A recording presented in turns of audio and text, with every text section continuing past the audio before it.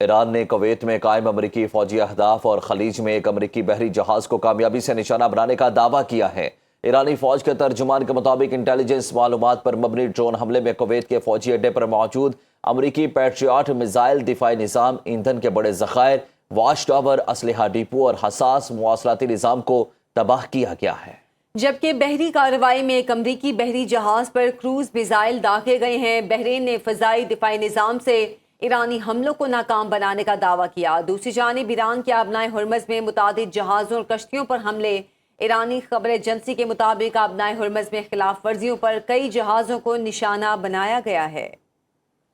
ایران کے پاس تارانہ انقلاب نے آبنائے ہرمز میں وارننگ اور نیویگیشن سسٹم بند کر کے ممنوعہ راستے سے گزرنے والے 2 سپر ٹینکرز کو نشانہ بنا کر ناکارہ بنانے کا دعویٰ کیا ہے، جس کی تصدیق کرتے ہوئے متحدہ عرب امارات کی وزارت دفاع نے بتایا کہ عمانی حدود میں اس کے 2 کمرشل آئل ٹینکرز ممباسا اور باہیا پر ایرانی کروز میزائل داغے گئے ہیں۔ ایران کا کہنا ہے کہ دشمن سے تعاون آبنائے ہرمز کے کھلنے میں تاخیر اور عالمی توانائی بحران کا باعث بنے گا، جبکہ اماراتی حکام نے تصدیق کی کہ ان حملوں میں ٹینکرز میں آگ لگنے کے علاوہ عملے کا ایک بھارتی رکن ہلاک اور 8 افراد زخمی ہوئے۔ یو اے ای نے اس کارروائی کو بین الاقوامی قانون کی سنگین خلاف ورزی قرار دیتے ہوئے تمام دفاعی اداروں کو ہائی الرٹ کر دیا اور مناسب جواب کا حق محفوظ رکھا ہے۔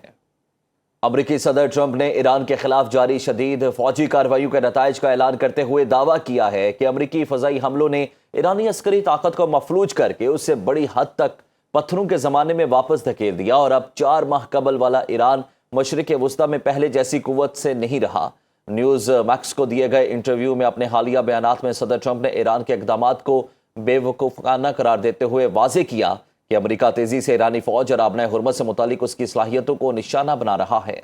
جس کے نتیجے میں اب تک ایران کے 159 جنگی بحری جہاز اور 200 فوجی طیارے تباہ ہو چکے ہیں، جبکہ اس کے ریڈار، فضائی دفاعی نظام اور ہتھیار بنانے کی صلاحیت کا 84% حصہ بھی ختم ہو چکا ہے۔ امریکی صدر نے انکشاف کیا کہ ان حملوں میں ایران کی پہلی اور دوسری سطح کی پوری عسکری قیادت کا خاتمہ کر دیا گیا ہے، اور یہ فوجی دباؤ بمباری سے زیادہ مفید ثابت ہوگا، کیونکہ اس کے تحت آبنائے ہرمز کی عسکری ناکہ بندی کر کے صرف ایرانی جہازوں اور ان کے گاہکوں کو روکا جائے گا، جبکہ دیگر ممالک کو آزادانہ آمد و رفت کی مکمل اجازت ہوگی۔ انہوں نے مزید واضح کیا کہ خطے میں جن ممالک کے تحفظ میں مدد دی جا رہی ہے وہ سیکیورٹی اخراجات پورے کرنے کے لیے کارگو پر 20% کی شرح سے فیس ادا کریں گے۔ تاہم اس شدید عسکری کارروائی کے باوجود صدر ٹرمپ نے امید ظاہر کی ہے کہ ایران پر اس دباؤ کے بعد اب ایک نیا اور پائیدار معاہدہ کرنا ممکن ہے۔